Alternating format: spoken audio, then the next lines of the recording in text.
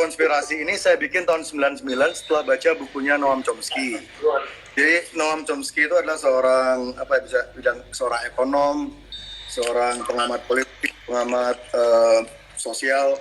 Tapi bukunya itu berat banget dan intinya di buku itu dia menjelaskan kalau di dunia ini tidak ada yang namanya kebetulan. Jikapun itu ada kebetulan itu adalah jikapun ada sesuatu yang terjadi seolah-olah itu kebetulan itu adalah dibuat seperti kebetulan. Okay.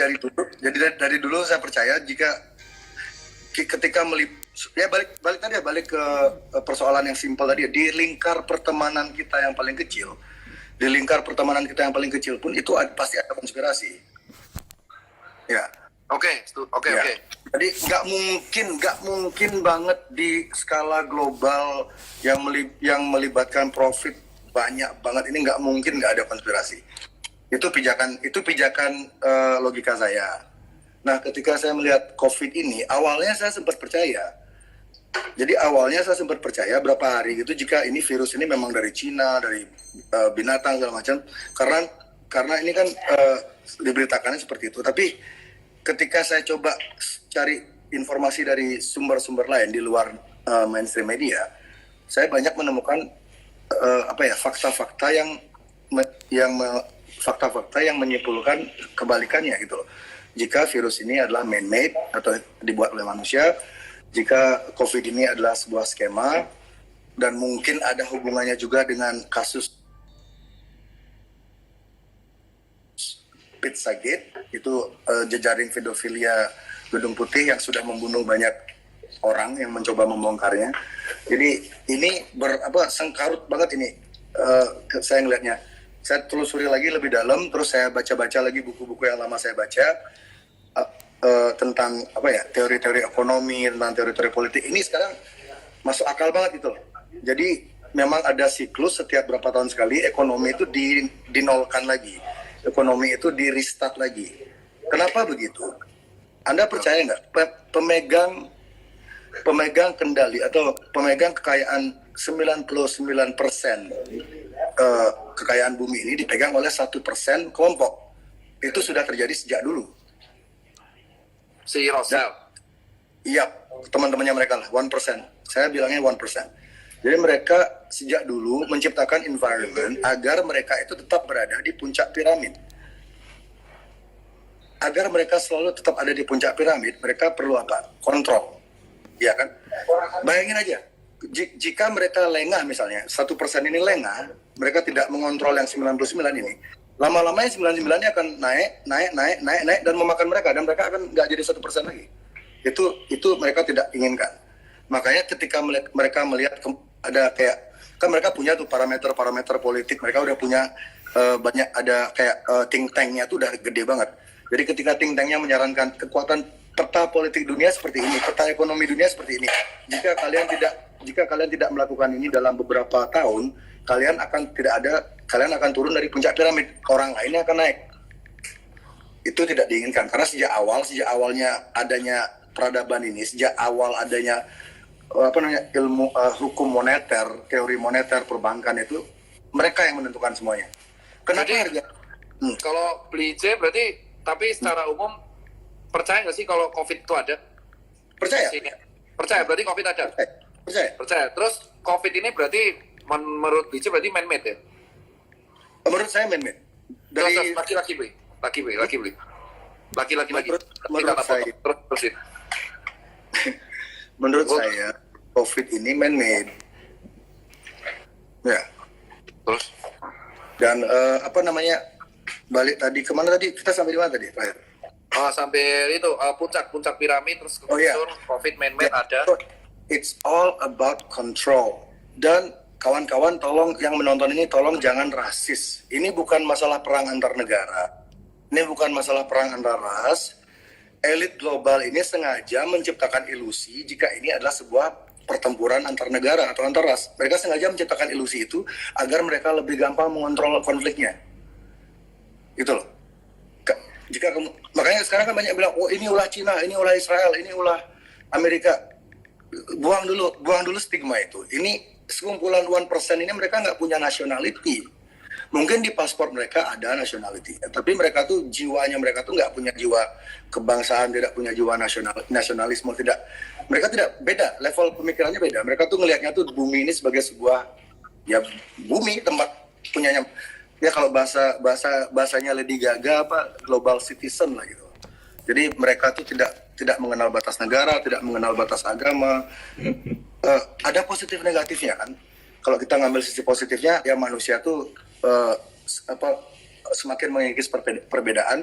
Kalau perbedaan tuh semakin terkikis kan kemungkinan konflik itu berkurang. Tapi kalau kita melihat sekitar negatifnya, jika manusia itu seragam, maka akan ada beberapa kelompok yang dengan gampang memanfaatkan atau mengontrol kita dan mereka mendapatkan keuntungan. Sementara yang yang kebanyakan orang akan dimanfaatkan aja karena kalau kita ada seragam, misalnya kita sudah dipakai microchip semua, kita dipakai vaksin semua, kita seragam semua. Udah pasti ada yang kontrol dong. Nggak mungkin kalau kita semua seragam tuh nggak mungkin nggak ada yang kontrol. Dan yang kontrol tuh pasti orangnya itu aja. Tapi kalau misalnya kita tetap dibiarkan berbeda-beda, tiap negara tetap dibedakan tumbuh dengan gayanya mereka sendiri, dengan sistem ekonomi mereka sendiri, ya itu akan berbahaya bagi 1% ini. Makanya mereka tuh sangat mereka tidak suka dengan yang namanya demokrasi. Mereka tidak suka dengan yang namanya population growth. Jadi yang belum tahu ya, Bill Gates, mungkin yang ini bagi yang belum tahu ya, Bill Gates itu bukan seorang computer nerd yang mulai dari nol. Dia itu bukan seorang computer nerd yang mulai dari nol. Ayahnya dia sangat dekat dengan Rockefeller. Ayahnya dia sangat dekat dengan Rothschild. Itu bisa dicari di buku-buku sejarah. Jadi dari kecil, Bill Gates ini sudah didesain oleh lingkungannya untuk menjadi seperti dia sekarang. Sudah diproyeksikan. Dia tuh bukan yang punya Microsoft loh. Dia tuh cuma co-founder. Dia tuh punya duit, dia beli lisensinya, dia beli kepemilikannya, dia jadi bagian dari Microsoft. He's a fucking businessman. You know, bagi yang belum tahu ya, Bill Gates is a fucking businessman. Dia bukan malaikat, dia bukan dokter. Ini makanya kemarin saya emosi sama Mas Tirta tuh, Mas Ipeng tuh ketika Mas Ipeng ngomong ke saya, beli jangan ngomong hal yang di luar kapasitas. Aku langsung ngelihat ke Bill Gates loh. Anjing, seluruh dunia dibikin panik masalah kesehatan sama orang yang bukan dokter. Bill Gates lulusan dokter mana? Nggak ada. Tedros, bosnya WHO, dokter mana? Nggak ada. Tedros punya rekam jejak yang kotor loh. Dia pernah bikin kasus di Ethiopia. Bill Gates vaksinnya banyak yang gagal di India sama di Afrika. Kenapa kita dikontrol sama dua orang yang bukan dokter dan semua dokter dengerin dia? Kita udah gila apa gimana? Dokter yang sebenarnya tuh nurut sama orang yang punya duit, yang kebetulan bisa membiayai riset. Jika Anda, saya tanya pertanyaan psikologi ya ke orang-orang ya. Jika Anda percaya nggak kalau orang psikopat itu ada, percaya nggak, Pak Mas Ipen? Pak, gimana? Psikopat itu ada nggak dalam kehidupan orang psikopat? Orang psikopat. Ya. Kalau di dalam tanah orang, maksudnya di kelainan jiwa sih mayor mental ada, gangguan mayor mental. Oke. Orang serial killer termasuk psikopat atau Dia jujur, kalau orang serial killer jujur aja kalau dia mati dia memiliki hampir semua sih ada kelainan mayor mental, mereka kelainan mayor mental. Gitu. Yeah, ada yang juga disebut schizophrenia, ada yang bilang bipolar, ada yang bilang maniak gitu. Iya, betul. Psikotik. Jadi orang-orang dengan masalah kejiwaan kayak gitu ada di sekitar kita dong berarti. Ya, emang Pak. Ya. Bayangkan sekarang, serial killer aja ada. Orang pemakan kanibal aja ada. Kenapa milioner atau triliuner yang punya duit banyak banget, dari mana kita tahu mereka tuh nggak punya sifat-sifat kayak gitu? Gitu. Apa jaminannya orang-orang itu memang benar-benar lurus sementara rekam jejaknya sudah banyak menunjukkan keganjilan? Kalau kamu mau, dan yang membuat nama mereka selalu bersih adalah balik lagi ke musuh bersama kita tadi, mainstream media. Mainstream media selalu melindungi image orang-orang ini. Kalau kamu ketik di search engine ya, di Google dimanapun, kamu coba cari dirt-nya, you try to dig cari kasus-kasus lama mereka tuh, susahnya minta ampun Mas. susah banget. Karena sudah ditutup oleh ribuan berita bagus tentang mereka. Contoh. Ini kita balik ke konteks ini ya, konteks ke kasus COVID ini ya. Hidrokloroquine, itu contoh. Ketika beberapa dokter, ini awal April, beberapa dokter di Eropa, Amerika, India menemukan mereka berhasil menyembuhkan pasien COVID dengan hidrokloroquine dicampur dengan zinc. Zinc itu apa mas? Vitamin C ya? Zinc itu jenis vitamin multivitamin sih, bukan ya suplemen lah. Zinc Zn itu kayak ion sih, Zn. Ya, jadi bukan cuma satu dokter, banyak dokter yang berhasil menyembuhkan pasien dengan itu. Harga hidrokloroquine itu 60 sen. 10 sen. Harga hidrokloroquine itu per butirnya 10 sen, itu 1.600 rupiah. Yang megang paten obat itu bukan dari lingkaran 1%, bukan dari teman-temannya Gates, bukan dari Rockefeller, bukan dari Rothschild, bukan dari Soros, orang lain. Ini menurut saya hidrokloroquine ini di luar perkiraan mereka. Mereka mikirnya tuh nggak akan ada yang bisa nemuin, ternyata ini ada. Dan hidrokloroquine kan dicoba dipopulerkan oleh Donald Trump juga, Pak Jokowi juga, beberapa presiden negara mencoba memberi solusi ke masyarakat. Coba ini obatnya, ini ada yang sembuh, monggo dicoba. Apa yang terjadi? Seminggu setelah itu CNN, New York Times, Washington Post, Vice Magazine, semualah itu, hampir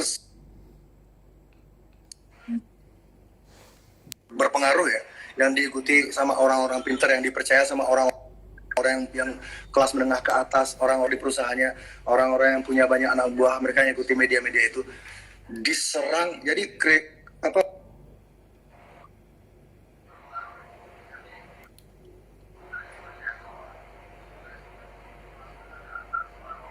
Buset, bentar, gak ada suaranya lagi ketika dia bahas CNN. Ada suaranya nggak? Ini aku bandingin bentar. Ada suaranya nggak? Nggak ada. Gila, ini kebetulan apa cocok logi ya? Tiap kali beli, suaraku doang kan yang ada? Tiap kali beli jerek ngomong media mainstream pasti hilang. Bentar, hilang. Aduh. Wah gila sih, itu antara kebetulan. Ini lagi dengerin ya, kalau aku tipenya pendengar ya, jadi dengerin dulu apa yang diceritain baru aku bisa bertanya dan membantah. Tapi tiap kali beli jerek itu ngomong soal mainstream media tadi saksi ya, semua yang lihat ya. Pas ngomong itu ya media tadi langsung hilang coy. Hilang suaranya. Gila, coba. Sumpah, Cok. Gokil.